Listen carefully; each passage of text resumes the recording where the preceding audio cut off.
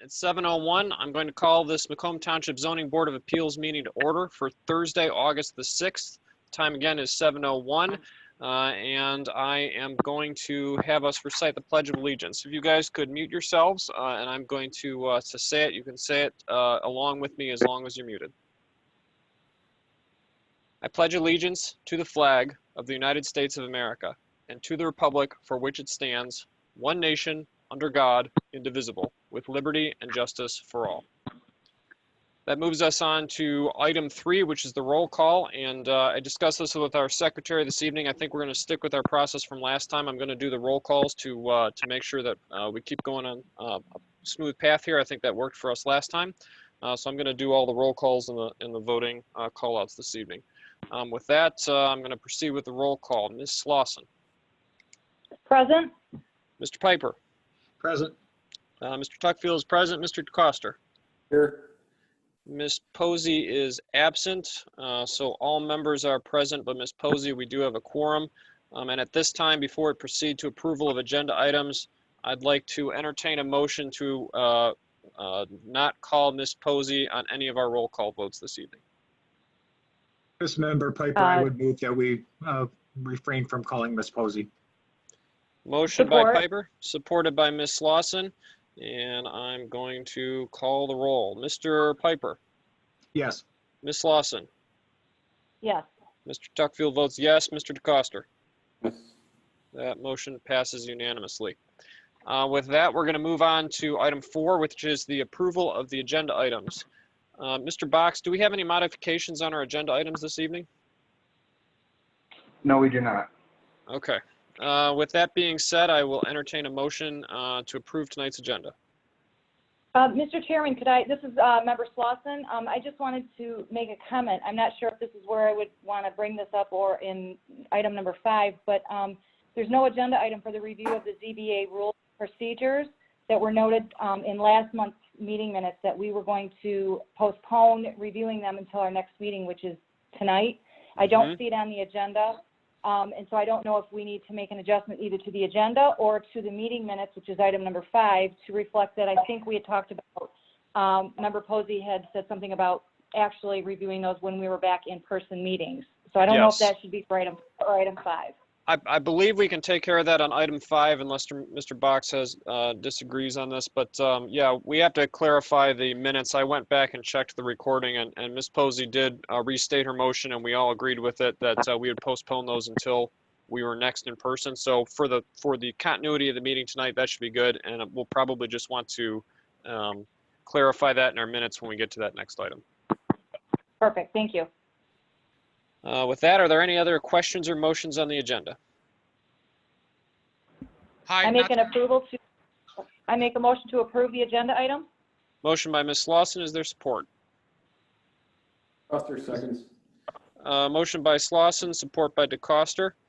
I'm going to call the roll. Ms. Slauson. Yes. Mr. DeCoster. Yes. Mr. Piper. Yes. Mr. Tuckfield votes yes. That motion passes unanimously, and the agenda is adopted for this evening.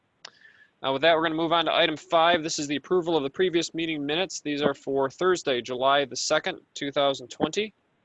Actually, I think was it the 2nd? Is that correct? I forgot to check that. Yeah. I believe it was the 2nd. Yep. I was remembering it right before the weekend, but I think it was before the long weekend. All right. With that, is there any comments on the minutes? I have a couple, but is there any other anything that anybody wanted to mention on these before I bring the stuff up that I had? Hearing none, I had 2 issues or 2 comments I'd like to make sure get clarified and that we note as part of our record. On page 2, which is election of the officers, we have 3 motions for electing the officers. I'd like to make sure those are clarified to who the motions were made for. So right now, for example, the first one reads, for the position of secretary, Member Slauson was nominated, motion by Posey, supported by Piper. Want to make sure that the motion reflects who the motion was made for on all 3 of those items, and just make sure that we have that clarified for the record. And then similar to what Ms. Slauson was saying with regards to the bylaws, That would be the motion on page 3 by Posey to postpone until the next meeting. That was in fact clarified to say postpone until we are back at Town Hall. With that, I would entertain a motion to approve the minutes. If you want to make those changes when you make a motion, please indicate it so by saying that you'd like to approve the minutes as amended. I make a motion to approve the previous meeting minutes with the adjustments that you spoke of. Motion by Slauson to approve the minutes as amended. Is there support? I will support that. This is Member Piper. Support by Piper. I'm going to call the roll. Ms. Slauson. Yes. Mr. Piper. Yes. Mr. Tuckfield votes yes. Mr. DeCoster. Yes. That motion passes and the previous meeting minutes are adopted as amended. With that, we're going to move on to new business. First item on new business is a variance from the zoning ordinance, section 10.0311 EF3, permit parcel 0816475024. Dan and Jennifer Feldman are the petitioners in this case.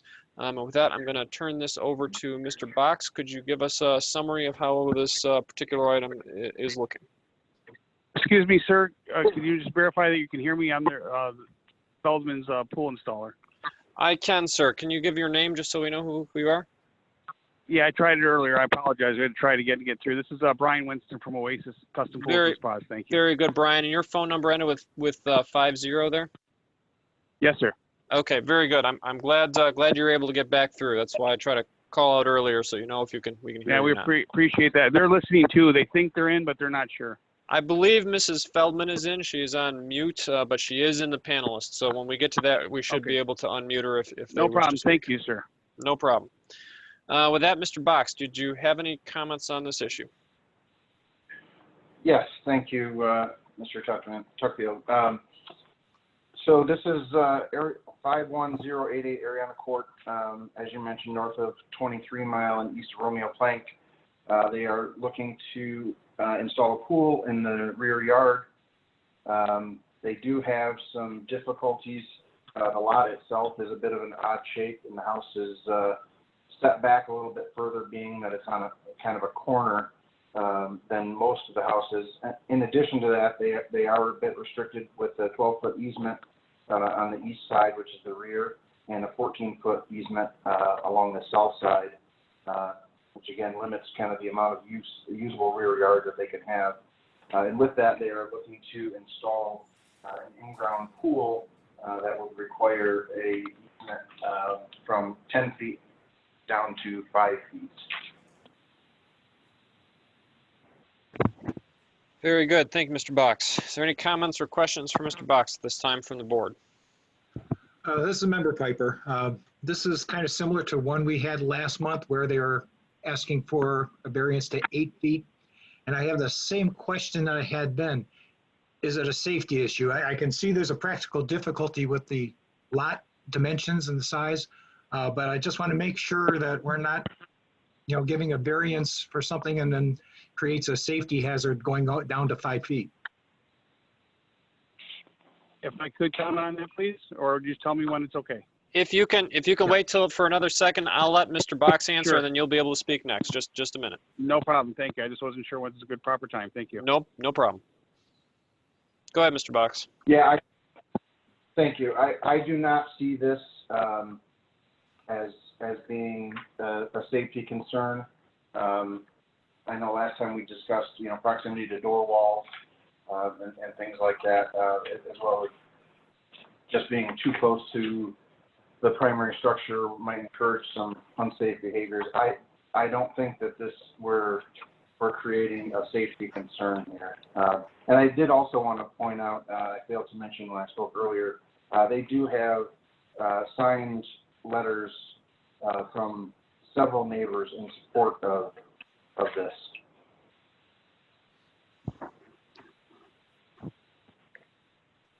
That's fine. I just want to make sure that safety issues were addressed. All right. Anything else, Mr. Piper? No, that was my only question.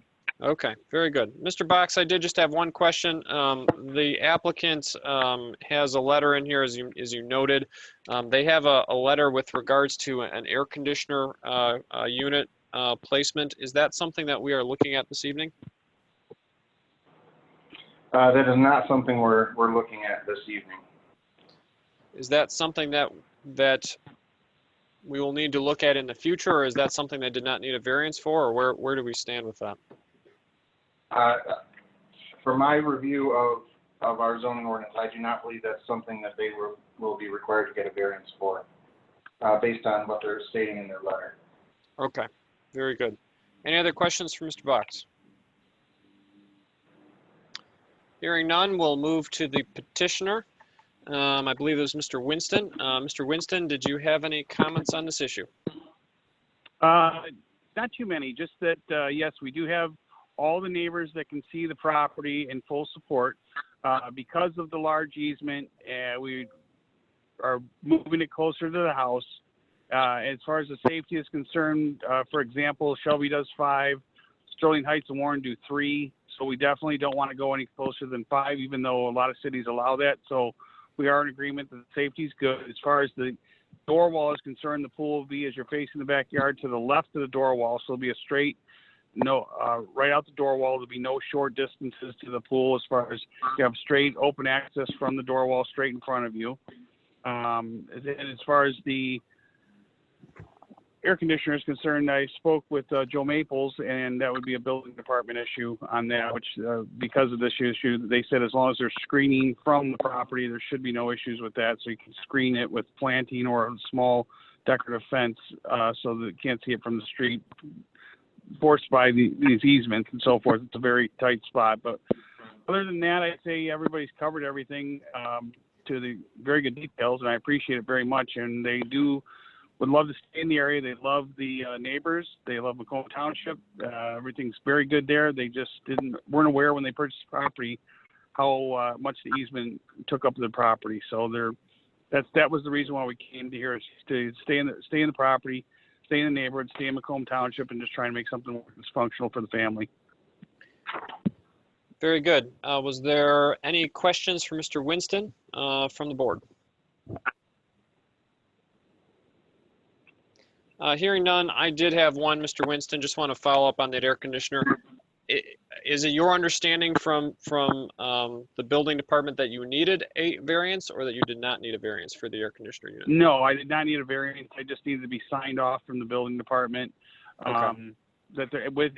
Under the condition that if it goes on the side, that we'll have screening over there, but does not require a variance. Correct.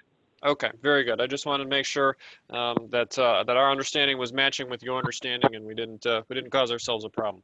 Yes, I'm going to open up to the public in just a moment, but I also wanted to double back. And I've been calling Mr. Winston the petitioner, and he is here on behalf of the petitioner. But since the petitioner is also in the audience, Mr. and Mrs. Feldman, was there anything that you wish to say on this? If you did, please unmute yourself and state your name and address for the record. If you did. Aaron, this is Dan Feldman. Can you hear me? I can. Excellent. Our address, just to confirm, is 51088 Ariana Court, Macomb, Okay. Michigan. I think that I'm here with my wife, Jennifer, and our daughter, Eliana, is actually right now out in the living room with our parents. So we just wanted to say thank you very much, everyone, for your consideration of our application. And the letter for the AC, we just wanted to make sure we had spoke with the building department and wanted to just make sure that letter was also there to just give further support from our neighbor, that they would be in support. And we actually already do have screening on the side. So we will make sure we follow up and are in accordance to the building department for that. But again, we just would like to thank you all very much for the consideration and the review of the application. We are extremely excited. We are both lifelong Macomb. We both grew up in Macomb, both attended Eisenhower High School. So we are very, very excited to be able to raise our family in the great city. So thank you all very much. Thank you so much. We appreciate you being here. Hopefully everything goes well here. But I think all of us in the board are residents as well, and we appreciate you having you as neighbors. So thanks for being here. One thing I should dodge back on, Mr. Winston, I realized I didn't ask for your name and address for the record. If you could, please just state that for the record, I'd appreciate it. I'm sorry for the misorder there. No problem. It's Brian Winston, 34701 East Wilma Court, Chesterfield Township, Michigan, 48047. All right, very good. With that, and unless there's any other questions from the board to the petitioner, I'm going to open this up to the public. If anyone in the public wishes to speak on this issue, please raise your hand digitally. You can do that if you're on a phone by hitting *9. And if you're on your computer, there's a button, I believe it's in the bottom right-hand corner, and it has a hand on it, and it just says raise hand. So if you'd like to speak, please raise your hand by one of those methods, and we will bring you up and unmute you so you can speak.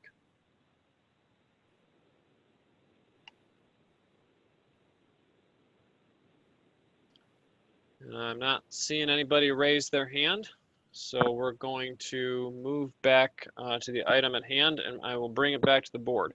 Does the board have any questions, any last questions for the petitioner or for Mr. Box? Hearing none, I will move on to motions, although I want to say just briefly before I do, I find myself in support of this item for two reasons. One, I think they do have a practical difficulty with the setback in the back, or the easement from water and sewer. Has been customary for us to do these if it's not a safety issue. And then secondarily, I appreciate that they're trying to keep it out of the water and sewer easement. We have had water and sewer give easement variances before, but it's not something that we like to do, and we've been trying to get away from it as much as possible. So I think this variance would give substantial justice to the property owner and to the surrounding community. So with that, I would open up this issue for any motions. As a member Piper, I would move to grant this variance because I do believe there's a practical difficulty to the shape of the property and the easements. Very good. There's a motion on the floor by Mr. Piper. Is there support? Support. Support by Ms. Slauson, and I will call the roll. Mr. Piper. Yes. Miss Slauson, pardon me. Running through my stop sign there. Yes. Okay. Mr. DeCoster. That was yes. Yes. Mr. Tuckfield votes yes. That motion passes unanimously. Thank you, Mr. and Mrs. Feldman, and Mr. Winston. I hope you have a good evening and an enjoyable end of your summer here. Okay, thank you very much to the board, and everybody have a nice evening. You as well. Thank you. Thank you. Thank you so much. No problem. With that, we're going to move on to item B, 6B. This is a variance request from section 10.0311 EF3. This is also with regards to a swimming pool. The permanent parcel is 08041260009, and George and Crystal Marshall are petitioners here. Mr. Box, could you review this item for us? Yes. Again, we are looking at a pool, and again, we are looking at maybe not a unique lot, but it's certainly one with some difficulties. It is a corner lot, and in addition to being on the corner, there's some public utility easement on both the side and rear yard of the property. So Mr. and Ms. Marshall are looking to install this pool that would encroach on some of the required setbacks, which is why they're here to seek a variance. I apologize, I'm doing this call from home this evening rather than the office like I normally do. I think I sent you guys an email earlier in the week, but I actually submitted a bit of a revised plan, so they're no longer going into the easement. Again, I apologize. I can't find that email. My email's going a little slow here, trying to pull that up. So I hope you guys all had a chance to get to look at that. With that being said, and it's possible if the petitioner might be able to comment on that here in a minute about changing that up a little bit. The fact that they're no longer going into the utility easement, I think planning and building would be in support of this variance. And this petitioner also has some letters from a neighbor that is in support of allowing the pool. Very good. Thank you, Mr. Box. Is there any questions for Mr. Box from the board? Mr. Chairman, I have a question. This is Member Slauson. Go ahead. I'm just curious, because in the recommendation from CWA is that there would be, if the agenda, or if it is approved, there were some things that they would recommend being looked at, or would have to be taken care of. The items 1, 2, and 3, like again, one would be approval for easement encroachments are received from respective utility operators.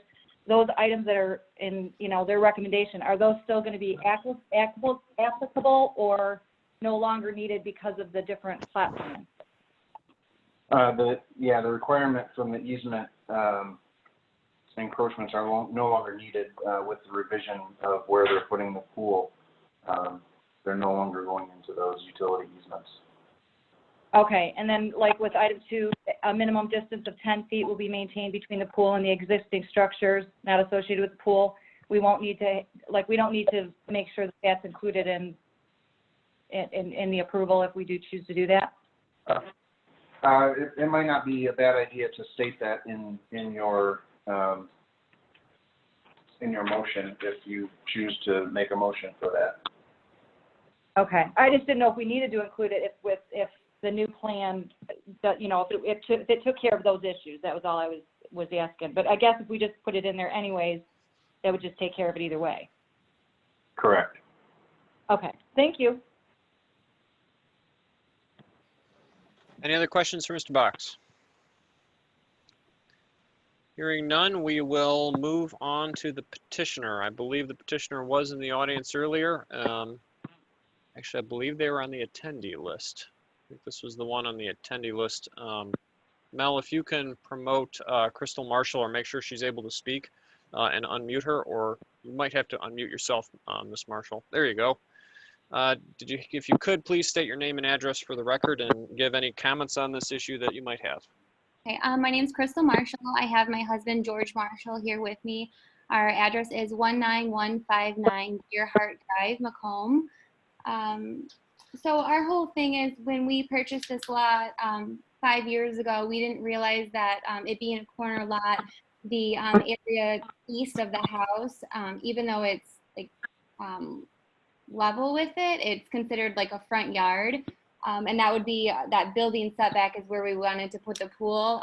So we would be we wouldn't need to go into the public utility or the sewer easement because we have an existing patio. So that's kind of why we couldn't really go anywhere else besides that building setback area.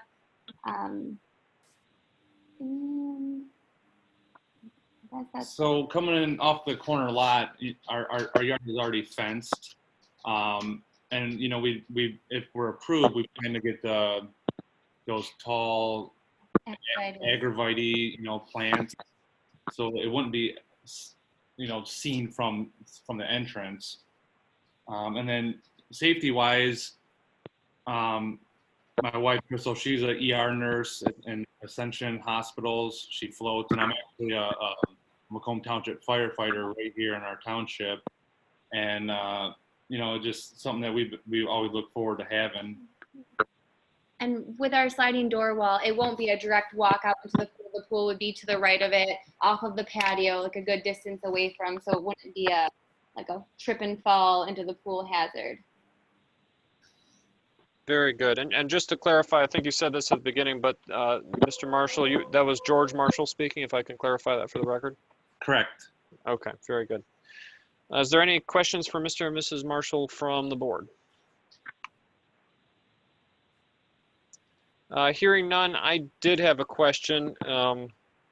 We have a couple of recommendations on our packet, Mr. and Mrs. Marshall. One of them is the minimum distance of 10 feet will be maintained between the pool and the existing structures. I have a drawing here, and I believe there might be a more updated one, but I don't have it in front of me. And the drawing does show, I guess this would be the south end of the pool, relatively close to the house. Are you comfortable with the fact that we would be adding that stipulation on there? Is that something you anticipated? Does your drawing account for that? Yeah, my drawing didn't account for it because I wasn't very good at drawing those measurements. But yes, we would do 10 feet from the existing structures, the house. Okay, very good. And as Mr. Box had indicated, the new drawing you have would not need to go into the utility easements. Is that accurate? Yes, it is. Okay, very good. Any other questions for Mr. and Mrs. Marshall? It's not a question, but I'd like to make a comment. I physically go out and look at every property that's on our agenda. And I was sitting in front of your neighbor's house about a week ago, just reviewing the documents. And apparently I made your neighbor nervous. They came out and took my picture and picture of my license plate. Just want to let you know I wasn't doing anything wrong. Oh, that's so funny. Also sounds like you have good neighbors. It's good to have people who watch out for things. Yeah. Oh, that's funny. All right, hearing no other comments, we're going to go to the public. Is there anyone from the public who wishes to speak on this item? If you do, please raise your hand digitally by hitting *9 on your phone, or if you're on the app, hitting the hand button on the app. I'm going to give you about 20-25 seconds here to raise your hand if you want to speak.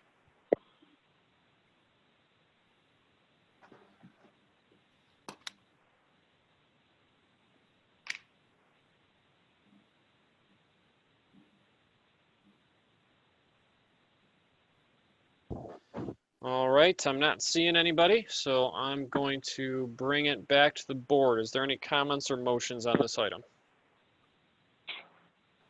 This is Member DeCoster. I'll make a motion to approve a 15-foot encroachment into the side yard setback, not approving an encroachment into the easement based on the practical difficulty that the assumed side yard still has a 25-foot setback.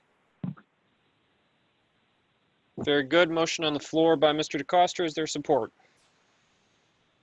Support? Support by Ms. Lawson, and I'm going to call the roll. Mr. DeCoster. Yes. Ms. Lawson. Yes. Mr. Piper. Yes. Mr. Tuckfield votes yes. That motion passes unanimously.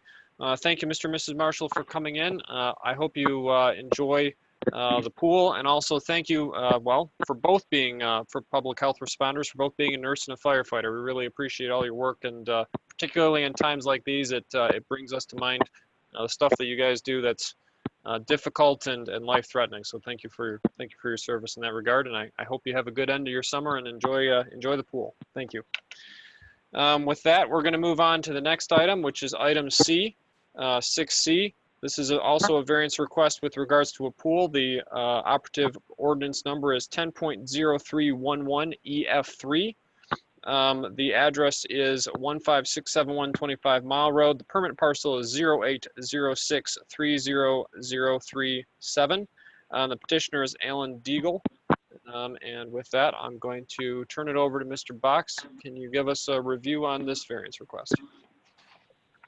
Yes, thank you, Mr. Tuckfield. So as you mentioned, this property is located on 25 Mile, the north side of 25 Mile. Actually, the agenda says north side of 26 Mile, which wouldn't even be in our township, so I apologize for that typo. But this is north of 25 Mile on 25 Mile. This property is actually not a part of the subdivision that pretty much completely surrounds it. This was a holdover home while the subdivision was being developed and constructed. So the property has a driveway on 25 Mile Road, but it also backs up to Clinton Avenue behind it. Our ordinance states that any property that is double fronted in a manner like this, that the local roadway, which in this case Clinton Avenue, would be the front yard, and the major thoroughfare would be 25 Mile, would be the rear yard. I think our ordinance was written largely with consideration to many of the neighbors who are in the subdivision. That would be logical for them to have 25 Mile as the rear yard. But nonetheless, it applies to this property as well. So what they probably see as their front yard, according to our ordinance, is their backyard or their rear yard. So this is actually a bit of a wider property than most of their neighbors. They're actually looking to put the pool a pool in their side yard, and in order to allow that, they would need a variance. Very good. Is there any questions for Mr. Box from the board? Hearing none, I had a question, Mr. Box. I just wanted to verify because the ordinance number referenced is speaking with regards to rear lot setbacks fairly specifically, and obviously this is in a side yard. And I know we talked about this briefly earlier, but I just want to confirm the rationale for discussing this particular portion of the ordinance is that we don't really have a location in the ordinance that allows pools in a side yard. And so we felt that this was the closest ordinance to cite when we were doing this. The ordinance is silent as to where it can go, and by silent because it has a place for it to go, it's saying it can't go into a side yard. Is that accurate? That's correct. Okay, very good. Any other questions from the board to Mr. Box? Hearing none, I'm going to open this up to the petitioner. I believe Mr. Deagle is in the audience tonight. If you could unmute yourself, and if you have anything to add, please state your name and address for the record and give any comments you might have. Good evening, everyone. My name is Alan Deagle. Address is 15671 25 Mile Road in Macomb. And, you know, we sit on a unique piece of property, an old farmhouse. So, you know, our lot is more than double the size of any subdivision lot. And with being surrounded by the subdivision in the back and on the sides, we are restricted in areas to put the pool. So we would like to put the pool in the side yard, and we are still 40 plus feet away from our side property line, 40 foot plus away from our rear property line. So this property was grandfathered in, I don't know, 2 or 3, maybe 4 years ago, when the subdivision was built around us, River Point subdivision. And that's kind of where we're at. So we're hoping that we can go ahead with this. And, you know, we thank all of you for, you know, hearing our petition. Very good. Thank you, Mr. Deagle. Is there any questions for Mr. Deagle from the board?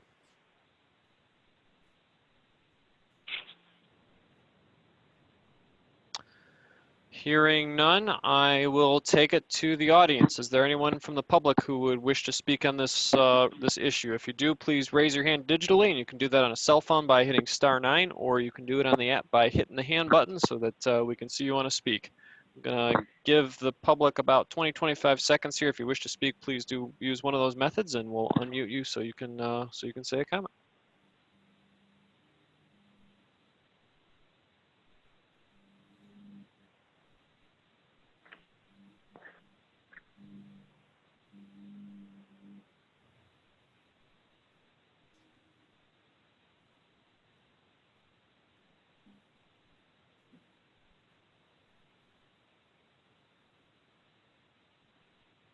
All right, doesn't look like there's any members of the public who wish to speak in this item, so I'm going to bring it back to the board. Are there any comments, questions, or motions on this item?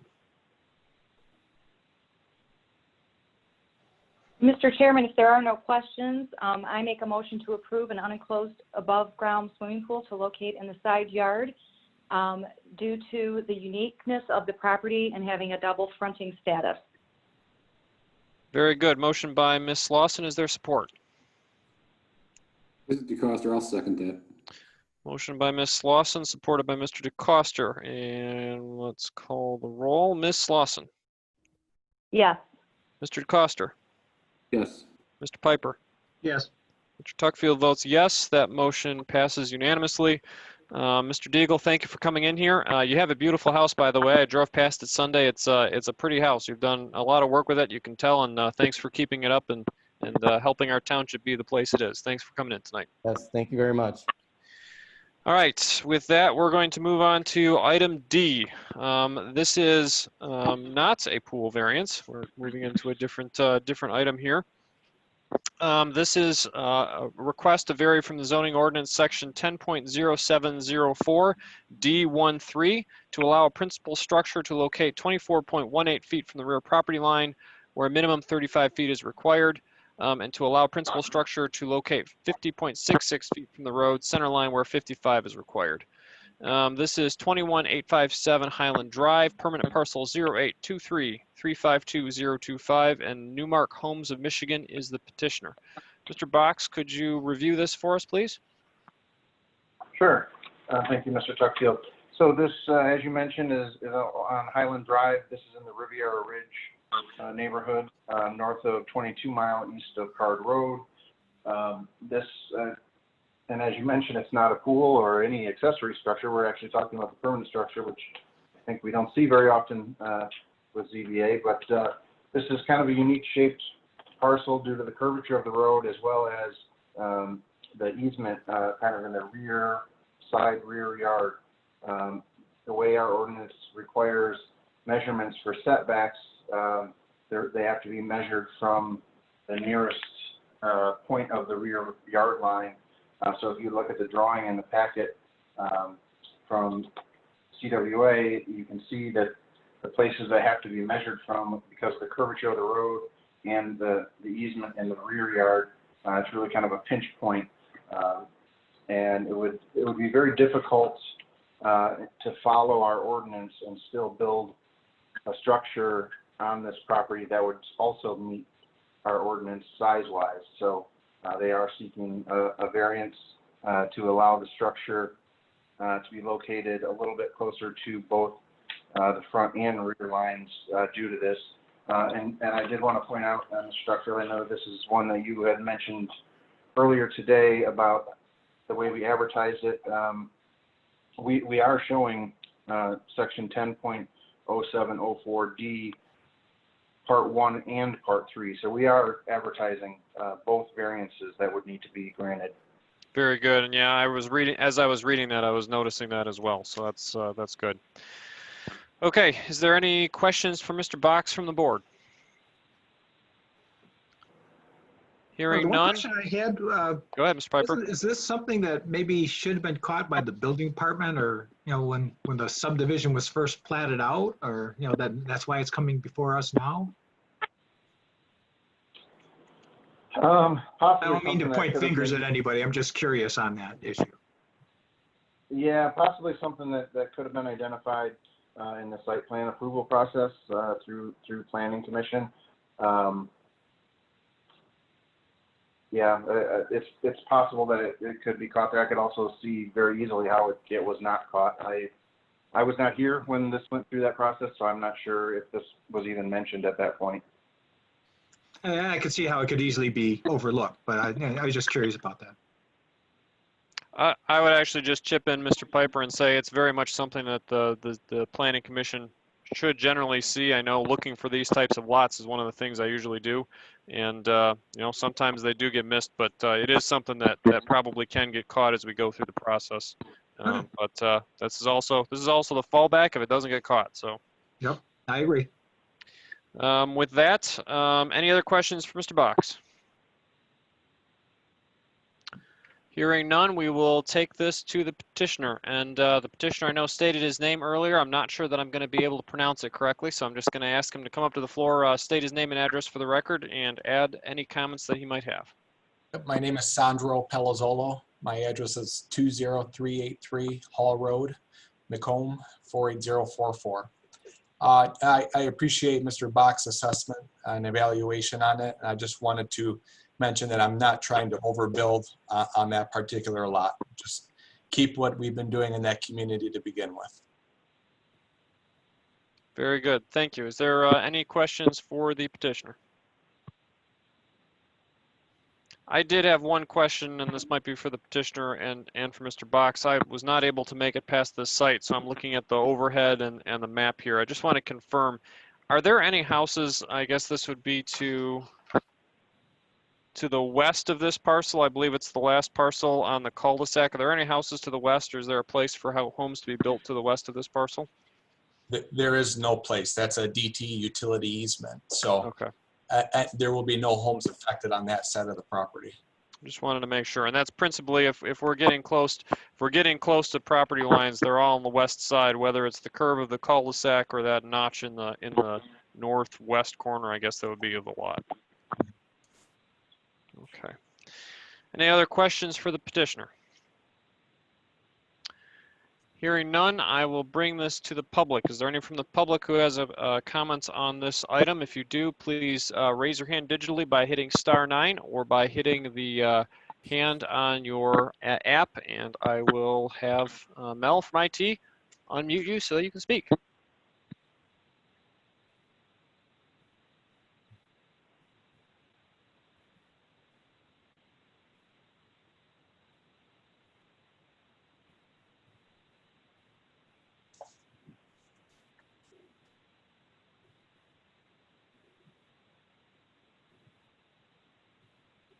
And hearing none, I think we're going to bring it back to the board. Is there anyone from the board who has questions or comments on this issue? Hearing none, I will then ask for a motion. Is there any motions on this issue? This is Member DeCoster. I will make a motion to approve both easements, and that is based on the practical difficulty of the curvature of the front yard, and two, that cutout of the DT easement in the backyard. We should probably do these separately. I think let's do a motion for the first one first, if we could. Okay. So that would be the rear property line. Are you okay with that, doing that one first? Yep. Yeah, I'll make a motion that the rear property line variance be granted because of the practical difficulty with regards to the DTE easement. Okay, very good. Motion by Mr. DeCoster. Is there support? Support. Support that. Oh, go ahead. Go ahead. Motion by Mr. DeCoster, support by Ms. Slauson. And this would be on the first request with regards to the rear property line. Mr. DeCoster. Yes. Ms. Slauson. Yes. Mr. Piper. Yes. Mr. Tuckfield votes yes. That motion passes. Are there any other motions with regards to this item? Yes, I'll make that second motion as well. I will make a motion to approve the front yard variance due to the practical difficulty because of the curvature of the front yard. Very good. Motion by Mr. DeCoster. Is there support? Support. Support by Ms. Slauson. Mr. DeCoster. Yes. Ms. Slauson. Yes. Mr. Piper. Yes. Mr. Tuckfield votes yes. That motion passes. Both variances have been approved. Appreciate you coming in, sir, and thanks for building within our township. We hope you're able to build more houses, and hope it's doing well out there. I appreciate that. Thank you. No problem. All right, that completes item D. The next item on our agenda, item E, would be a variance request from the zoning ordinance section 10.1305G, request to allow wall of arborvitae as screening between property that abuts a residential in place of a masonry wall. This is located on Hall Road. The permanent parcel is 0835476-045. And I'm going to butcher the petitioner's name, but I'm going to try it anyway. I believe it's Sen Suson LLC petitioner. And I will hand this over to Mr. Box if you could give us a review of this item. Thank you, Mr. Tuckfield. So as you mentioned, this is a development along Hall Road that does have some residential property to the north, directly behind this property. In most cases, when in office use abuts residential, the developer would have the option of a masonry wall or a vegetative wall, such as arborvitaes. However, because the proximity of the parking lot to the property line in situations like this, our ordinance requires a masonry wall. And they are here today to get a variance to go with the vegetative screening in lieu of the concrete or masonry wall. A couple items, if you look in the packet, if you have it in front of you, there is a bit of a challenge on or near the property line. There are some utility poles that could make it difficult to put a masonry wall. We met with with the developer a number of times trying to come up with some different scenarios of how this might work. It would be very difficult to put the wall the entire length right on the property line. It's possible to do it with maybe some gaps near the utility poles where potentially, you know, our arborvitaes could be placed there. The other options we looked at, putting a wall out in front of the utility, but that would leave some property owned by the development on the opposite side of the masonry wall. And then there would be kind of that question of who's going to maintain that and how do the people who do maintain it get to that area.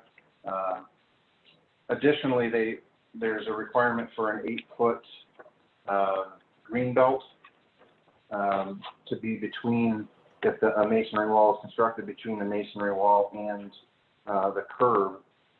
So again, putting the masonry wall out in front of the utility would impact where they have their current parking location. So again, they are seeking a variance to use an arborvitae wall or a vegetative screening as opposed to a masonry wall. All right, very good. Is there any questions for Mr. Box from the board? Real quickly. Go ahead, Mr. DeCoster. I seem to remember this property before. This property was in front of us maybe a year ago for some other variances. At that time, did we grant a parking variance at all, or was there any other variances that we granted? I know it was one with regards to the height of the building. Yes, I don't know the answer. Yeah. Go ahead. Was that Mr. Piper who was speaking? Yes, yeah, I do recall that one. They needed a higher ceiling to support because of the equipment they needed for the surgery Yeah. center. I know we had at least that variance. I know the property to the east had a variance too. I tend to have a hard time keeping them straight sometimes when I think about the ones we've looked at over there. Yeah. Maybe we'll ask the petitioner here in a moment as well. But you don't have any in front of you, Mr. Box? No, I don't have that in front of me. And I also, one other thing to point out, I forgot to mention, I think I sent it out to you folks yesterday, I believe it was, or maybe the day before. We did get some signatures and petitions from the nearby residents who are opposed to the vegetative wall and would be much more in support of a masonry wall. Very good. Thank you, Mr. Box. Is there any other questions for Mr. Box from the board? One quick question. He says it would be difficult to do the masonry wall. There's a difference between difficult and impossible. I'm just, can it be done with the poles there? I guess I would say it cannot be done the entire length with a masonry wall because of the poles. At the very least, there would have to be breaks in the masonry wall because there's going to be some requirements for spacing around those utility poles for GTE or others to service, some of the equipment that's up on the pole. So I would say it would be impossible to have a masonry wall the entire length, but it would be difficult but not impossible to use maybe a hybrid situation where it's masonry in some places and vegetative in others. That answer your question, Mr. Piper? I believe so, yes. Very good. Any other questions for Mr. Box? Hearing none, I'm going to move on to the petitioner. I believe Mike was on the line here. Sir, if you could state your name and address for the record and give any comments you might have. Yes, good evening, ladies and gentlemen. This is Mike Piette, and it is spelled P-I-E-T-T-E. It's misspelled on the agenda item. My address is 16948 Marywood Drive, Macomb Township. Very good. Thank you, sir. And I would like, if I could, to share my screen here to help with the discussion. If that would help, I did hit the share screen button. Is it up on screen by chance? I'm seeing it. Yes. Yes, it's on mine. Okay. So if I could, let me just start out with a description of the issue. So on the screen, you'll see the site plan. And the issue here is we have utility poles, DTE utility poles. They're on the back side of the site. I can see there's a couple up here, and then there's one on slightly to the, if I can just move the screen here. You can see there's one more up here on the northwest or northeast part of the site. So I think the question was asked by Mr. Piper about difficult versus can't. And I would submit to the committee that the issue here we have is one of can't, and it's around safety. So if you see here, so this, you can see the diagram. What we attempted to provide here is a cut illustration for Josh and the team. And what it illustrates is that in order for us to get a wall, you can see the proposed wall right here. To get a proposed wall in front of the utility pole, in order to provide the proper clearances between the wall and the front of vehicles, we would essentially have to dig a trench about a half a foot next to this utility pole. And in my view, that's a very unsafe condition in terms of digging a hole that deep, that close to these utility poles. So that was really the primary driver of this issue. As Mr. Box indicated, the alternative is to try and build the masonry wall between the utility pole and a property line in this area. But again, the dimensions between property line and pole don't allow us to do that. So, and this situation really exists on each one of the pole locations throughout the back of the site. So the proposed solution was to, in lieu of the wall, plant two parallel rows of arborvitaes on an alternating on-center basis. So theoretically, we could have the arborvitaes planted in an alternate variation to provide a 2 to 3 foot on-center location to essentially create an opaque wall, which not only would provide the density, but would also, in fact, provide a taller height than the current wall requirement, which is 6 foot 6 inches. So we felt that from a visual perspective, both for the user and the residents, the landscape green solution might be preferred, because right now there's no requirement for us to place any green landscaping between the resident and the wall. That was point one.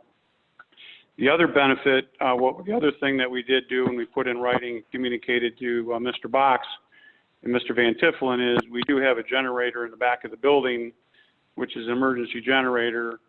We have since indicated a willingness to upgrade the generator enclosure from just a basic weather enclosure to a level 2 sound enclosure, so that in the event there was, some concern of some increased sound exposure, that we would solve that with the improved enclosure for the generator. So in summary, it's really a safety issue in terms of digging the proper trench for this wall that had initiated this particular petition on our behalf. Thank you. Thank you. Is there any questions from the board to the petitioner?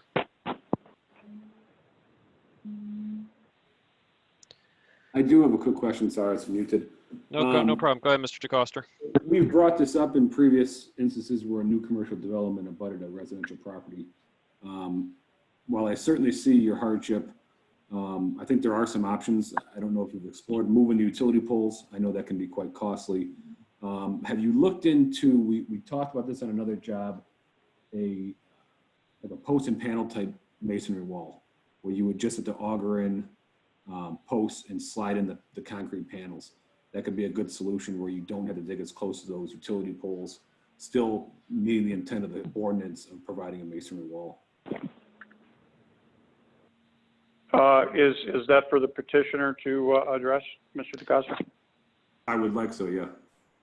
Yeah. As a matter of fact, that's a good suggestion. I mean, in fact, we talked about that, but I believe, Mr. Box, that the current ordinance prevents any alternative wall solution like that as opposed to the masonry solution. Am I correct in that? I believe you are correct. I think, we've had a number of discussions about this, and I think that's an option. They would need a variance for that as well. One way or another, I think they're going to need a variance to figure out how to handle this situation. Yeah, I would certainly agree. I guess we have more information here. I know I would be probably more comfortable approving that variance as opposed to the arborvitae's, but please continue. All right, very good. Is there any other questions for the petitioner? This is Member Slauson. Yes, I would like to ask, is that if it was an option for you to do as suggested, make the different masonry wall, is that something you would be open to doing? Yes, certainly. Just a question. I don't have an issue with the suggestions that we're putting out here, but I know occasionally we've had concerns of this before, and I would like to run this past our legal counsel, but I don't believe he's here this evening unless he's here under a phone number, and I've not seen him. Is Mr. Assorti here this evening? Can he, if he's here, can he raise his hand or speak up?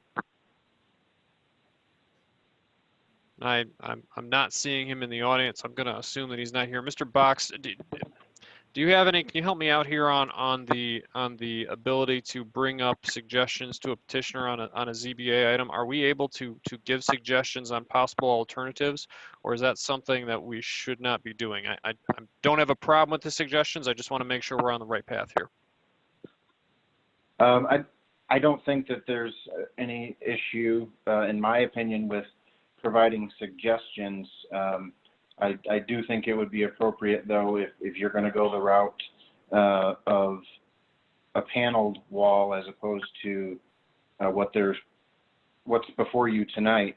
I think that we should have an official resubmittal on the petitioner's behalf for a variance and put it on the next agenda, so that it's officially a request by them, not you not us making it. Yeah. Correct. I believe the last time it was a request by the petitioner to table it so they wouldn't have to pay the fee again, if I remember right. I think we saw, and Mr. Box, so that you have the reference for the paperwork. I think where we did this before was at 22 and Card. Right. And so I don't know if we end up getting into this, there is some back. I think we ended up, and Mr. DeCosta, correct me if I'm wrong, but I think we ended up seeing that item like 4 times before we ended up approving it, because of various differences that ended up coming out. Okay, very good. I just want to make sure we're on firm footing with this. I think everybody wants to work together and be helpful, but just want to make sure we're okay. All right. Is there any other questions for the petitioner? Hearing none, I'm going to open this up to the public. If there's anyone from the public who wishes to speak, please raise your hand digitally by hitting *9. Or if you're on the app, please raise your hand that way. And we've got a couple people who wish to speak. Mel, if you could unmute the individual who's in as Vito. And sir, if you could, assuming it's a sir, if you could introduce yourself, state your name and address for the record, and give any comments you might have. I selected, oh yeah, there he goes. There he is. Go ahead, sir. Hello, my name is Vito Miette. I live at 45440 North Branch at the halfway down the street. I'm familiar with the site, and I'm surprised they're even considering putting anything up at a mason wall. They've got a 3-story building there. They've got a visual view to the homes that are parked right behind there. You're talking about putting trees up as a border for commercial to residential. Now, I was at the variance meeting for the meeting they had to get permission to tear a house down. I think it was, and they stifled me from arguing that the house on North Branch shouldn't be taken down. And then that was the house they took down, and they never had another variance meeting that I know of after that. So I'm really surprised that they're gonna put a building that size on top of a residential neighborhood and not consider a 10-foot mason wall. And as far as the telephone poles, I'm a retired construction worker. They can shore that pole up until they get the mason wall up, and then that pole is solid. They can still access the pole to do whatever service they have on it, and the mason wall is up. I think that if they put anything up there that's going to potentially die or need service to keep it in action, I know we won't be around for that issue. And I'm not sure who would take care of it, but them homes will still be there. And there's people living, I know the people that live directly behind that home. And it would, not only the lighting from the parking lot and the building size, but the visuals, you'd be able to look right into their house without a block wall. I'm really surprised. And you have Wendy's Tim Horton, which is on the corner or near the corner, and the Shell station have a mason wall. You have the medical facility between that's just west of Denowith that has a mason wall. And now you want to put up arborvitaes on a 3-story medical facility to separate it from homes directly behind. I think that that's a very bad move for our city. I'm totally opposed to it. And I know that they put poles in when they developed that site. I don't know if those were the line of poles they put in or not, but I know that if they had to work around them, to dig around them, would not be an issue if you shore the pole up. It's just a little bit more work. But it's a permanent structure that doesn't die or create debris or creates a way for people to walk right through into a residential home. I'm just opposed to it. I think that there should be a mason wall. I don't think it makes sense to put anything but a mason wall up. Because when it's all said and done and everybody's gone and them walls or them plants start to die, what do you have? You have someone that you're hoping is going to take care of it to create a bumper between a big commercial building and a residential home that they have children. You know, there's a whole lot of issues there. You got a school bus there. It's a hazard stop. There's a lot of things going on in that corner. To not put a block wall, I think is foolish. And that's what I say. Thank you for listening to me. I appreciate my time to speak. No problem. Thank you, sir. I just want to make one comment for the record. Well, actually 2 things. I'll just note that our ordinance does stipulate, I believe it's a 6'6" wall, so that the petitioner actually would have to request a variance, if I'm not mistaken, if he wanted to build a taller one. So that wall height is stipulated by our variance, and that the issue with the property that was added on to the commercial did go through the channels with the ZBA, and I believe that was properly approved. I remember that meeting. So obviously I recognize that the resident's passion, and I appreciate it. I appreciate his concerns, but I just wanted to make a comment on those 2 things. With that being said, I believe the next person who had their hand raised was Mr. and Mrs. Verrier, I believe. Mel, could you make sure they're able to speak? And Mr. and Mrs. Verrier, I think you're probably on mute. If you can make sure you unmute your app or your phone, and then state your name and address for the record and give any comments you might have. Yes, can you hear me? I can, yes, go ahead. Okay. Yes, my name is Donald Verrier, and I have my wife here, Denise, with me. Josh and I had spoke yesterday. Your address. Well, my address is 45300 Denowith. Okay, we're about 5 houses down from where the wall would be. We, in the last few weeks, have been talking with the residents, and everybody said they're opposed to the arborvitae wall. One of the big concerns is noise. When there was you know, a mini forest at the end of the street. Sure, we heard some traffic noise, but now there's times when people are taking off from that light. You have to wait to talk in your own backyard. It's so loud. What we've done in the last few days, and I don't know, I want to know, did the board get the 2 petitions with the signatures from everybody on both streets? Is the board able to see those?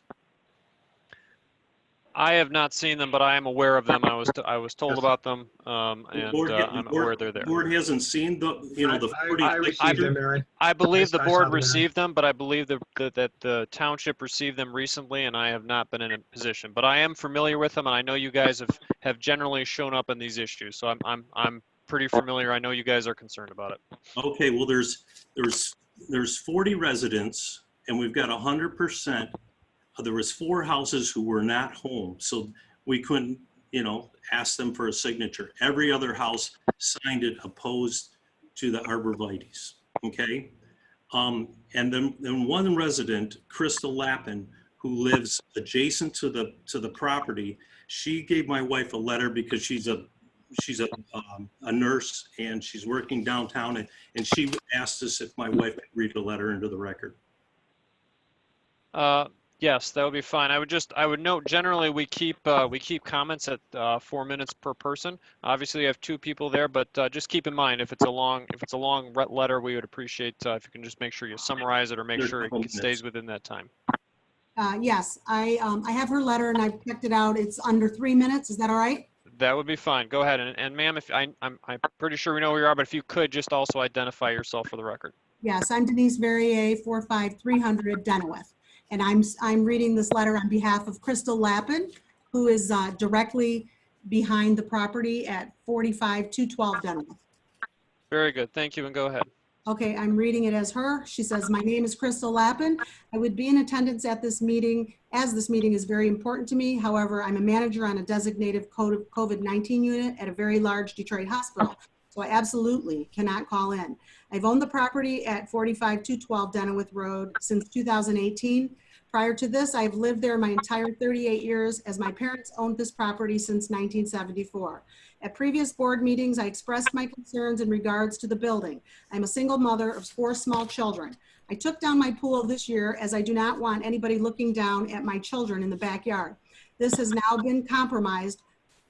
When I expressed my concerns, I was told there would be a wall as well as trees planted for privacy. The developer, I believe her name is Shana, kept insisting on multiple occasions that a cement wall and trees would be in place to have more privacy.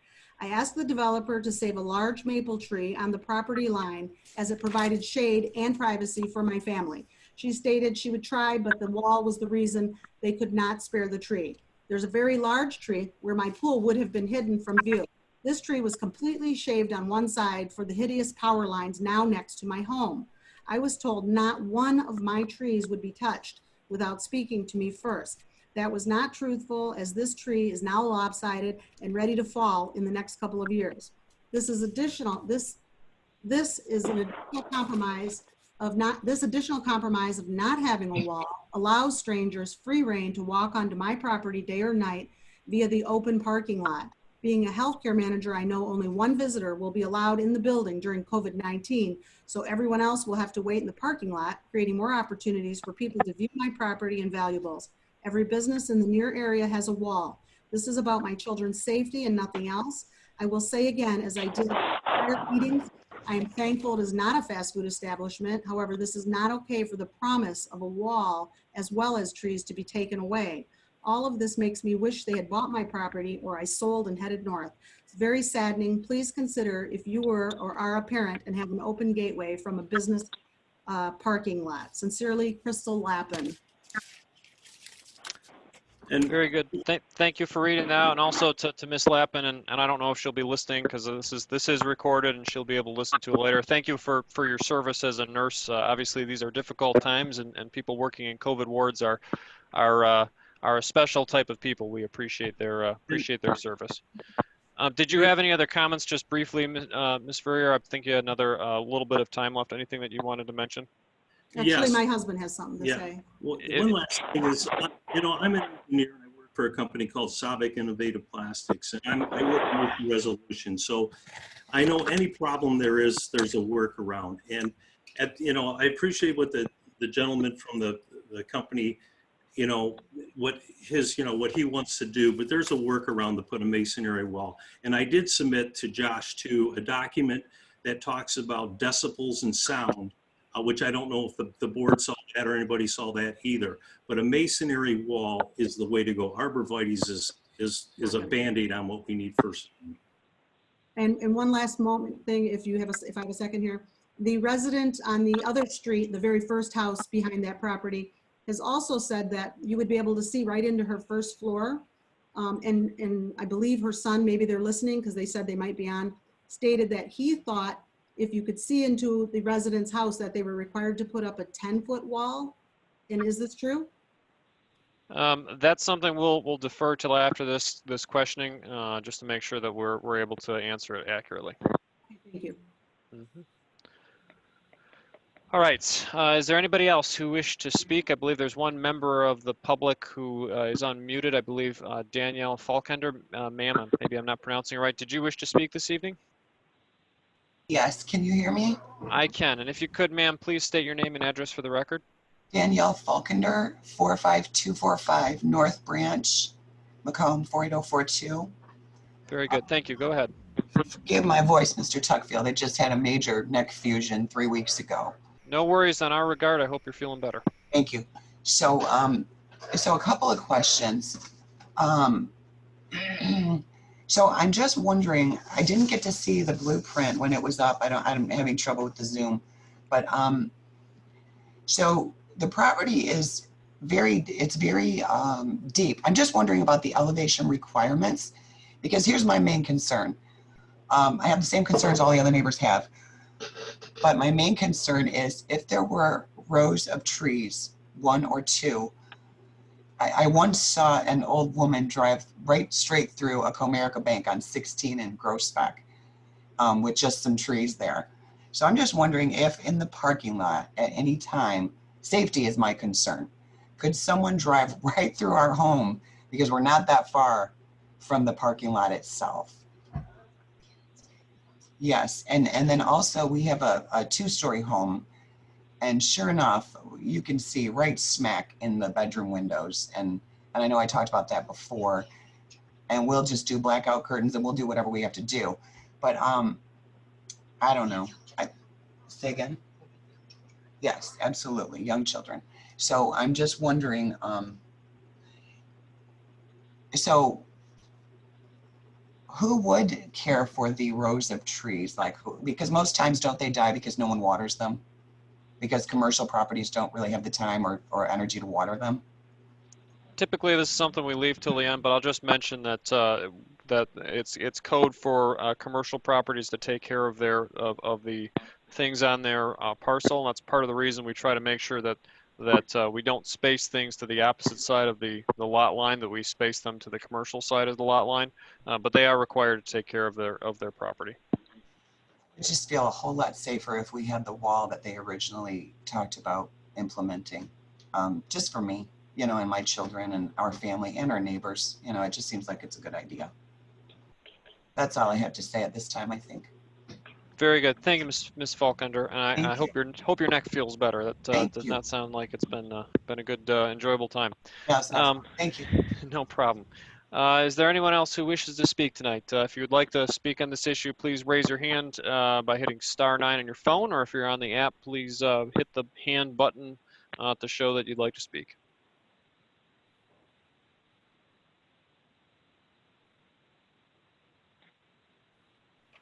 Seeing none, actually, we do have one. I think the petitioner would like to speak. Mr. Pieta, did you have any comments? Yeah, I would thank you. I appreciate the comments, and I think there's probably several points I'd like to quickly respond to. Number one, it pained me to hear the comments there being conveyed by Crystal Lappin in the tree. I just wanted to let folks know that DTE controls what happens to trees when they start putting poles in their easement. We did not have anything to do with that. So I feel bad about that. Secondly, I think there was a comment made about the building being a 3-story building. It is in fact a 2-story building, just for the record. And then secondly, I think the intent really here wasn't to avoid, putting a wall up.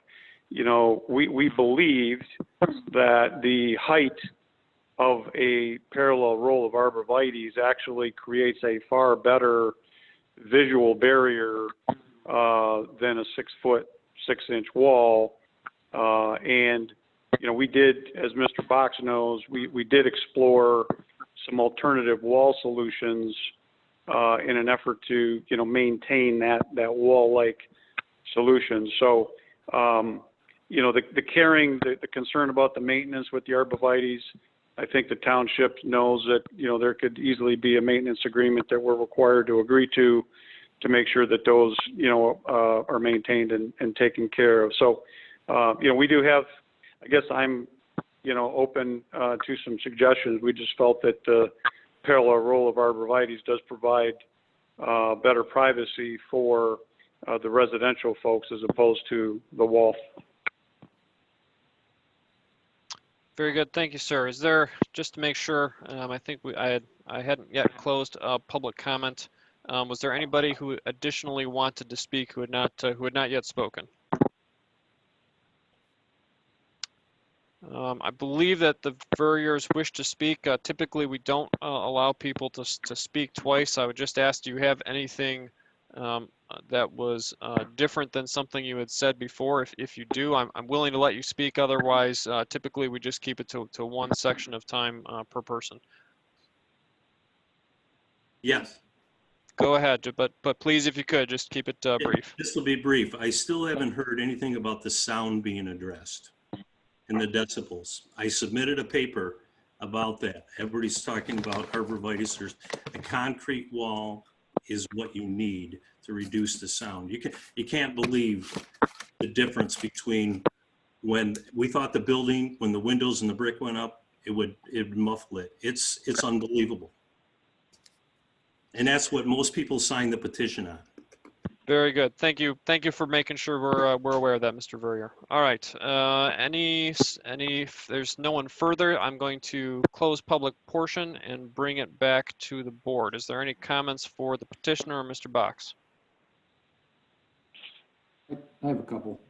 Go ahead, Mr. DeCoster. First off, just want to tell the residents, appreciate you coming out and giving your comment.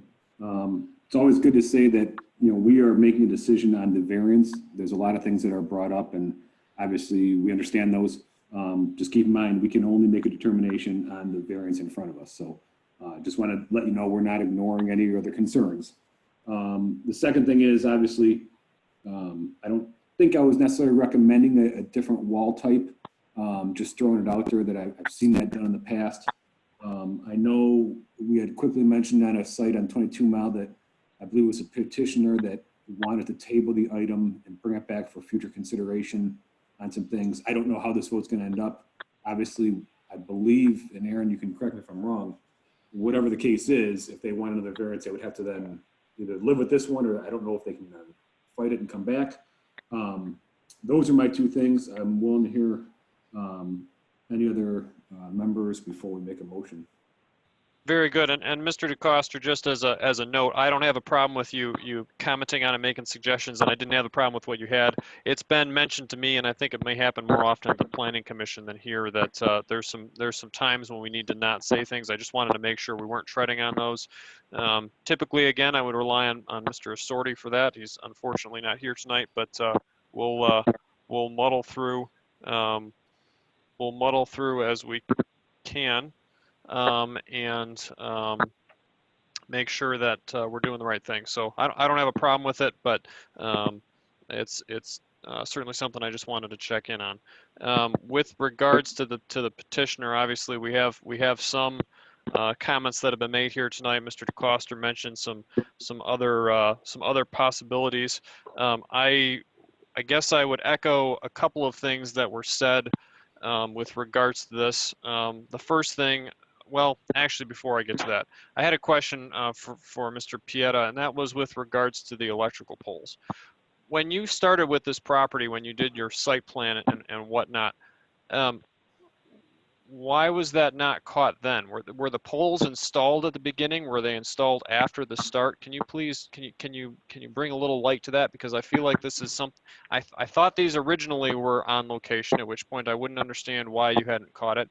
And now it's sounding like they were installed during the point of construction, at which point I'm wondering why this was not addressed when they were installed. So if you could give some light to that subject, I'd appreciate it. I wish I could. When it comes to AT&T and DTE, they have their own process and methodologies, and when they started planting poles, we weren't standing there having the ability to direct them where to plant them. So I don't have a good answer to that, unfortunately. So what you're saying is that something was put on your site in the area of the wall, and you either didn't coordinate with them or didn't have someone there, or it was difficult to do so. Is that accurate?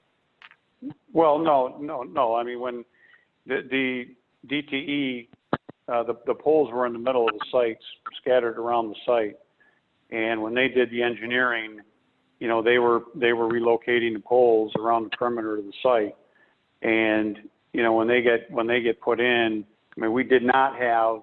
There was a site plan that was approved, but the coordination of where DTE puts those poles, they were in the green belt, but we didn't provide any direction, nor do I think we have the ability to provide any direction as to where they, as long as they're in that green belt, where those poles are.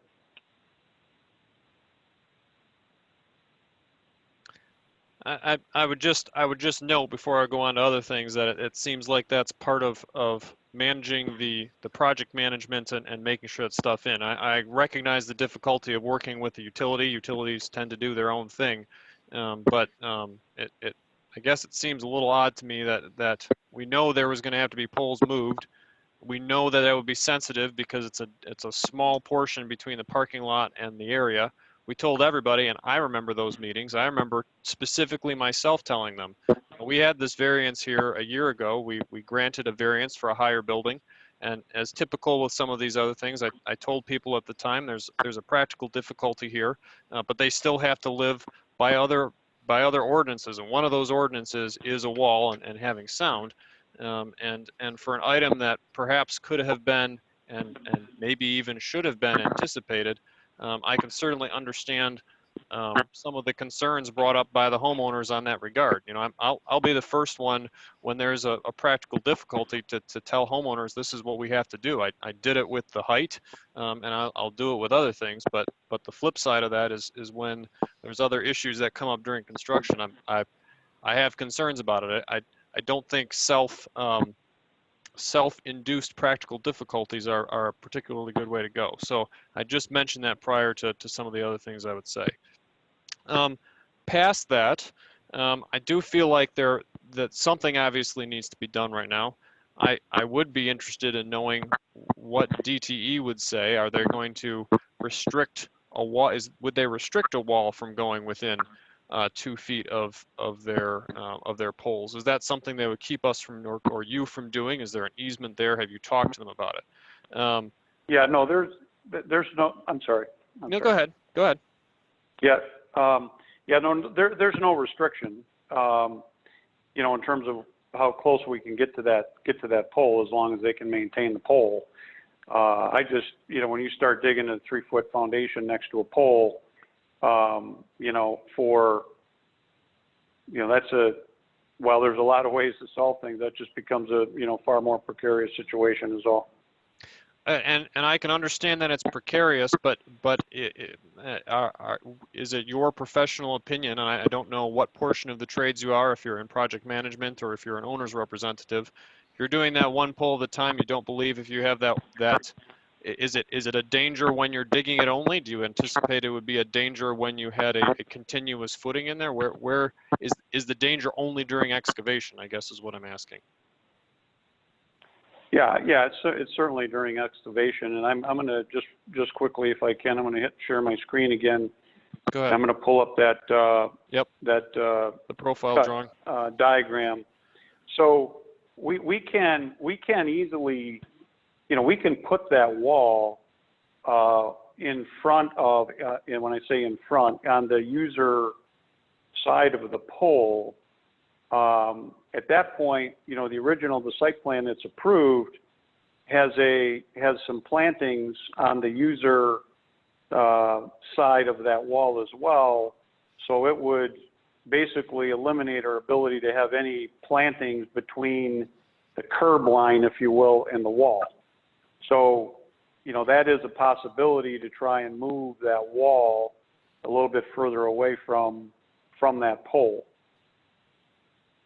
So yeah, we can, there are ways to kind of mitigate, the issue that I'm mainly concerned about. Or as Mr. Box mentioned earlier, if there's an ability to have an intermittent wall so that we can have the wall essentially in line with the poles to accommodate, the ability to have a wall, and then we would have a break per se, at the pole. That would be another way to, maintain the wall structure and avoid, having to dig, foundation so close around those poles. If I could, and again, I feel very cautious about doing this. I have some thoughts on how you might possibly approach this, but please keep in mind that as much, again, as I may give you a hard time on other things, I'm not here to tell you how to do the project. That's not my job, and I don't think it's appropriate. But I do have some thoughts, and I'm curious to get some feedback on them from you. It's been mentioned before that we have given a variance to do a post and panel type wall. What would your thoughts be if you were to do a continuous footing wall for the perimeter or the standard perimeter, the perimeter of that property, and do a section of post and beam in the next to each pole, so that you were only coming, I don't know what the post and panel section sizes are, but I assume they're at least 6 feet long, so that you would be putting one post hole approximately 3 feet away. Would you feel comfortable with that? Would your development be comfortable with that? Is that something that you would accept? Yeah, sure. Yeah, sure. And if we're flexible. If you were to do that, and I have the small drawing here, I believe you had some landscaping then on the user side of that wall as originally drawn. Would you still then be able to put that in place? I suppose it would be in between or around the poles. Yeah, I mean, I think we could still accommodate that. I'm not, exactly understanding, the point, but yeah, I think in general concept. My memory was, and I don't have the full drawing in front of me, and maybe I'm incorrect, and please tell me if I am. My memory was that there was going to be a wall on the property line, and then there was other landscaping south of the wall, between the wall and the curb. Was that accurate, or is that not correct? On the original accurate. drawing. Okay, so absolutely correct. Yep, if you were to do this, if you were to do something of this nature, a continuous footing, and then a post and panel at the point of each utility pole to avoid digging around the utility pole, would you still be able to do landscaping between the wall and the curb of the parking lot on the user side of the wall? Yeah, I'm pretty certain we could do that, because what that would allow us to do is, if we were able to have theoretically a break in the wall at the poles, we could nudge that wall, closer to the property line, which would allow for the plantings, so that they in fact don't get killed with, cars, bumpers running into them, and, having parking salt and all that. So yeah, if I'm looking at the drawing, that probably, creates another 12 to 18 inches or more, maybe 2 feet. You could push the wall north, and then, yeah, then it begins to create, more adequate space for both the wall and the planting. So that I can understand this, if you were to if you were to do something along these lines, would you submit to put that wall directly on your side of the property line, or would it be offset from the property line? It wouldn't be directly on. I mean, I don't think there's a reason to do that. What I would, right now, that cut diagram on the screen illustrates that there's 2 feet on the northwest pole. Yep. There's 2 feet from the center line, or the north face of that pole to the property line. So, I mean, if you, theoretically, we could move that wall, so that wall would be, exactly in line, or, slightly north or slightly south of that pole. But it, then gives us quite a bit more flexibility, because that, right now that wall, that north face of that wall is probably 4 feet from the property line. So, right. Yeah, you get quite a bit more flexibility that way. Okay. Well, I'm just so that you know, and I don't think that, and again, I'm trying to be sensitive here. I don't have my legal counsel. I'm trying to make sure that we do the right thing for you and the right thing for procedure. I don't think that we can ask of you to do this, and I don't know that it'd be proper of us to, but I would tell you that if there is a vote this evening and the question that is being called is if I would be okay with a variance that would replace the wall with the landscape screening, I don't feel that is a good solution to the problem at the moment. So I'm trying to put out there some ideas. I think Mr. Box had indicated that perhaps the appropriate way, if you were to go a different path, would be to do a different submission. And I would rely on Mr. Box. I would be okay if we did something in the nature of tabling it so they could modify or do something else so that we could have reviews on this. But I just want to make sure you're aware. It's not something that I'm going to force you to do. We're not going to require you to do another submission tonight. But if you were looking to go a different way, I think that would be something that would need to come from your end and not from ours. Yeah, if I could just close, Mr. Tuckfield, too, that for the residents that are on and for the committee. What our intentions are to do what's right for the residents. We have no intention of, trying to create issues here. So I think if Mr. Box and I and Mr. Van Tiffen, we sit down and, look at a couple alternatives, I think we can accomplish, what's been the feedback that's been provided by the residents with a wall-like structure. Acknowledging that we just have in 6 locations or 7 locations, we just have this pole issue to kind of work around. I think there are, several solutions that would make everybody happy. Very good. And Mr. Box, do you want to comment on this at all? Do you have any thoughts on how we're proceeding? Is there anything you'd like to say? I guess first I would say yes, if they would like to revise or resubmit. I think the appropriate thing would be to table it rather than vote. So it would just, I don't want to make them pay any additional fees to come back to you. And I think the way our ordinance and our rules are written is that if there's a vote and this is, voted down potentially, they would need to resubmit and there would be more fees. So tabling it, I think, would be the solution if that's the way that you choose to go. A few other things I did want to comment about. One of the neighbors mentioned a 10-foot wall. We do not have anything in our ordinance above a 6-foot wall, with the exception of storage yards, which wouldn't apply here. So there is no requirement for a 10-foot wall anywhere. The highest permitted without any variance is actually 8 feet, and again, that's for a storage yard. And just for clarification, a number of people have referred to this as a commercial property. This is an office zone, not commercial. There are slight differences in our ordinances for those two.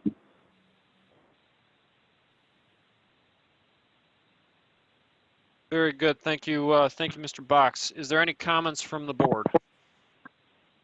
I guess the last thing I have is if you do take it back and request tabling this, it sounds like you were bringing up putting the wall in line with the utility poles. I would certainly look at putting it near the property line. It could be a maintenance issue if you do leave property on the backside that you're still required to maintain.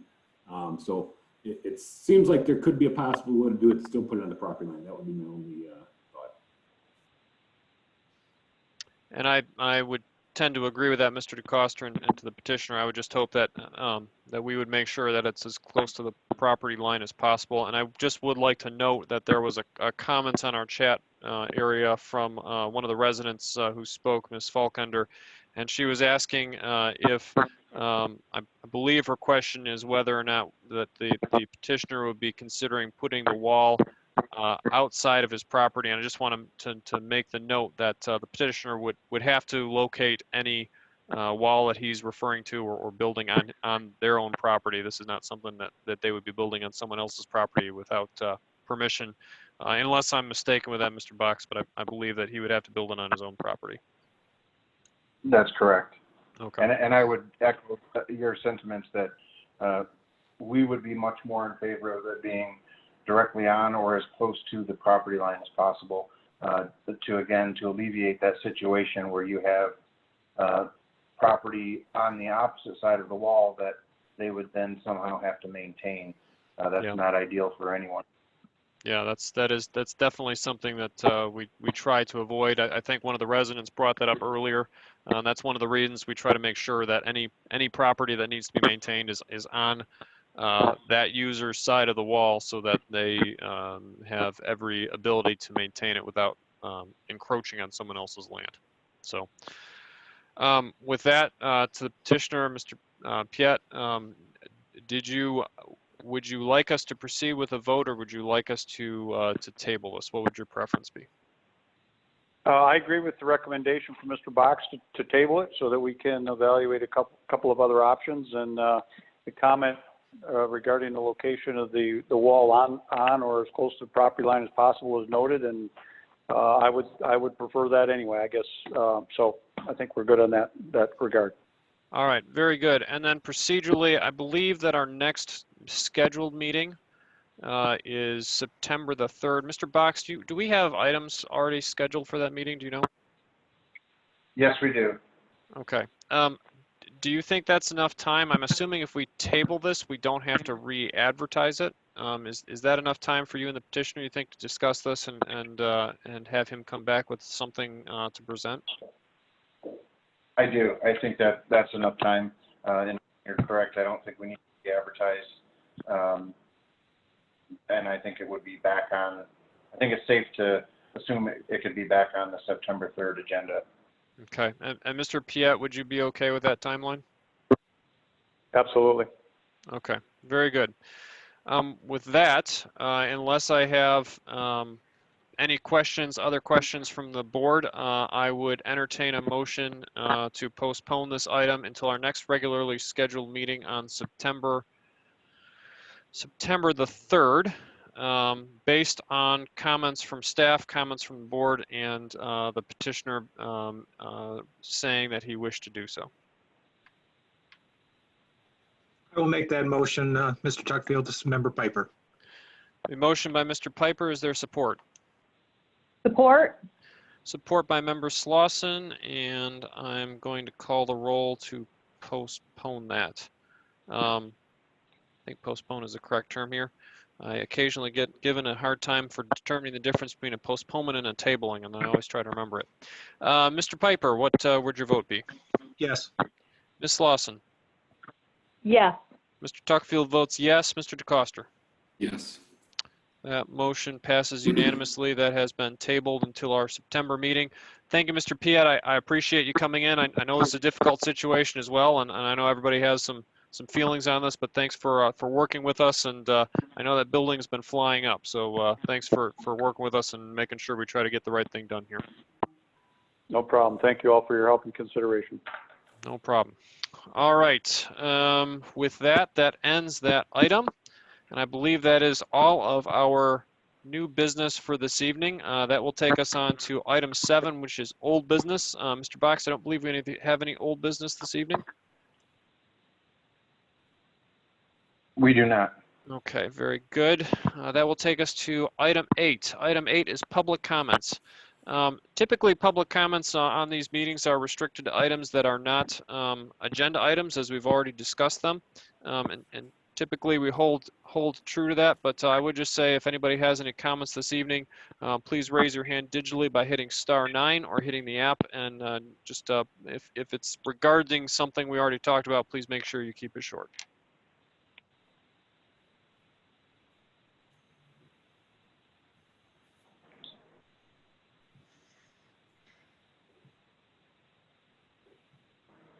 Yes, I'd just like to thank everybody for listening to our petition. But one thing, you mentioned that it was going to be unadvertised the 3rd, so that means their letter won't be going out to the rest of the residents? We would resend the 300-foot notices that you got. It would not be advertised again in the newspaper. Oh, okay. Thank you very much. Just want to make sure. Thank you.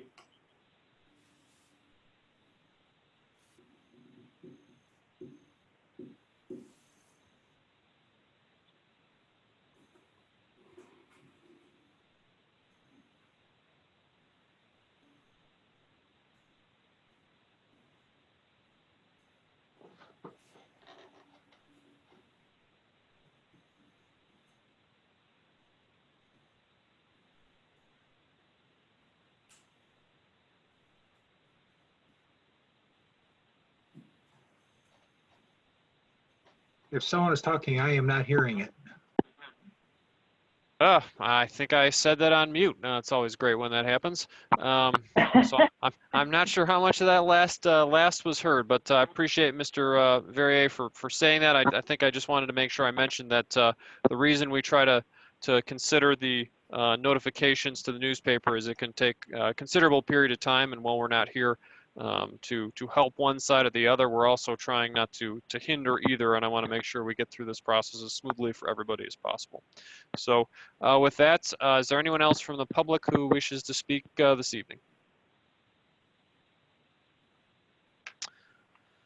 Seeing none, I'm going to move us on to our next agenda item. Our next agenda item is ZBA member comments. Are there any members from the comments from ZBA members this evening? I just have one, Mr. Chairman. Go ahead, Mr. Coster. I don't know if we have an answer on it yet. Obviously cognizant of the governor's orders and things, but I think there's a place for us back at Township Hall. I hope to get there soon. I don't know if the planning director has any updates on that. If the board has made a final decision on when we can come back.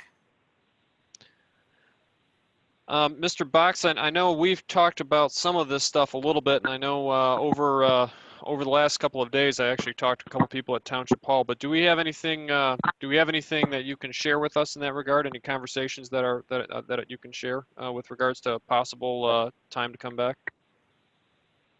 I apologize. I missed the first part of his question. If you could repeat that. Go ahead, Mr. DeCoster. My question was just with regards to meeting over Zoom, whether or not, obviously given some governor's orders and things, if we had any inclination on when we could get back together at Township Hall. I believe right now the most recent executive order, I want to say it's August 11th is when it's set to expire. However, there's another executive order with regards to the virtual meetings to extend for up to 28 days beyond when the state of emergency expires to allow. That doesn't mean you have to continue virtual meetings, but it allows for virtual meetings 28 days beyond when the state of emergency lapses. And so at this point, it would be possible to meet in person on September 3rd if we choose to do so, or we can meet virtually again. And that's assuming the state of emergency does not get extended on the 11th, on or before the 11th. Very good, and I would add that I've talked to a few people on this subject. I'm not really sure where we stand. I was telling Mr. DeCoster about this earlier, that I've noticed increasingly the difficulty that's inherent in meeting virtually. It's doable. We're trying to go through it to make sure that we keep the business of the township going and we stay as safe as possible. But I know that particularly as I look out over the next time period, I'm interested in trying to make sure that we serve the residents and the developers and the businesses within the township to the best that we can. And I think that it may be in our interest to consider if there's a way we can safely do that at this point. I know that I've seen some neighboring communities who have had their board meet in person using social distancing guidelines, and then they've had to have residents attend digitally and various other workarounds. I don't know what we're able to do. I know there's legalities with Open Meetings Act, and sometimes different legal individuals will see it different ways. But I would like to, if possible, Mr. Box, just over the next couple of weeks, if we can look into what's possible and see if there's a way we can make the meetings a little bit more personal. Obviously, there's a variety of things that can be done, but I'd like to see if that's, I concur with Mr. DeCoster. I'd like to see if there's a way we can move toward that. Maybe there isn't, but I'd like to investigate it if that's possible. So yeah, we can certainly investigate that. I will point out though that certain things require advertisement and you know, the 300-foot notices to nearby property owners for certain things. When those letters go out, typically, or when we advertise in newspapers, typically we state in those letters or advertise where it's going to be, the meeting is, whether it's virtual. So it's possible we're going to be in a situation where we have to make that call before we know the answer. And we've been in this position in the past because it's been extended a number of times. And in those situations, we have stated usually that it will be a virtual meeting, but subject to change, that it could be at Township Hall. That's something we can discuss in the next week or so. Obviously, I think we really need to wait for the 11th to find out for sure. Very good. And yeah, obviously there are legalities and I'd like us to consider it, but obviously we need to maintain correct advertising and correct procedures. So and I also, you know, it's a balance. I don't want to put too much pressure on the staff or yourself, Mr. Box. You know, some of it I think we need to do, but there's a balance. I know earlier in this process I had a conversation with Mr. Van Tifflin. I was ready and eager to go do digital meetings, and he was good enough. He gave me some of the real issues that there were in doing that at the time, and they were real and they were substantial. So I'd like to consider it, but I also recognize there may be things that keep us from doing it in September, and there may be things that keep us from doing it even going forward. But I'd like to at least consider it and see what we can do and we can talk about. So. All right, any other comments from the members? This is Member Slauson, just really quick. When a decision is made, how will it be communicated to our board? I would just say that if that's something that looks like it's going to be going forward, I'll make sure that I'm in contact with everybody before something like that would happen, so that everybody's aware of it and has a chance to talk to me about it and give any concerns, because obviously I feel one way, Mr. DeCoster may feel another way, you may feel a third way. I want to make sure we're all on board with it if it's something we do, but I'll make sure that we're not blindsided and you're not blindsided by it, Dawn. I'll make sure everybody we get a hold of everybody. Okay, great. Thank you. No problem. Any other comments? Hearing none, I think I'm going to make my comments here. Just a couple of things briefly. The first one is I just want to thank Mr. Box for helping us through this meeting today. I got through a lot of my paperwork later than normal this week, and Mr. Box fielded a lot of relatively late phone calls from me answering questions and making sure I got my stuff. So I appreciate him working with me on that. I know I was stretching his time a little bit there, so I appreciate it. Second thing, I just wanted to thank all of the people who were out today, the residents who came to the meeting, not out, but I suppose who attended. We had some firefighters, or a firefighter. We had some nurses, and I'd like to thank all of them for all the work they're putting in right now. It's a difficult time, and we appreciate the time they're putting in, and also all the residents in general who came and spoke. I know it's not always an easy thing to do, so thanks for coming out. I mentioned this yesterday at the Planning Commission, but I'll mention again today. I wanna congratulate all of the people who got through the primary election on Tuesday. You know, we're not necessarily a political board here, but we do deal with those people, and we are affected by it, and we do pay attention to it. And I appreciate all the hard work of all the candidates who won, all the candidates who were not as fortunate, and thank them for being part of the process. We certainly heard a lot of planning comments out of a lot of the candidates, and it was good to see them pay attention to that process. Also wanted to thank Ms. Posey, who's not here tonight. She ran the election. I believe this was her, I don't know, 7th or 8th election that she's run since she came in with the township.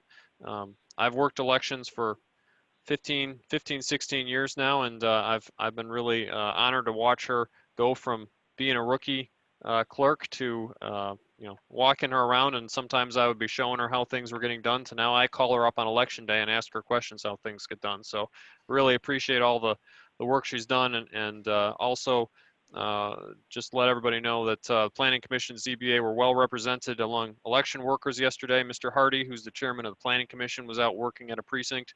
Mr. Piper was working at a precinct. I was working at a precinct, and I know Mr. DeCoster, well, he wasn't working a precinct here. I think he was helping Oak Park with their election process. So just want to thank everybody for all the work they did this week, helping everybody get their voices heard. So with that, that's all the comments I had. And I will pass it on to Mr. Box for item 10. Do you have any comments this evening? No comments this evening. All right, very good. That moves us on to item 11, which is adjournment. Is there a motion to adjourn?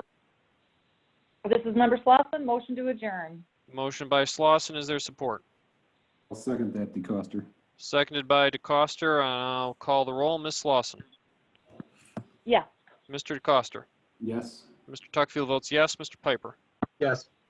That vote is unanimous, and we are adjourned. Thank you for coming, everyone.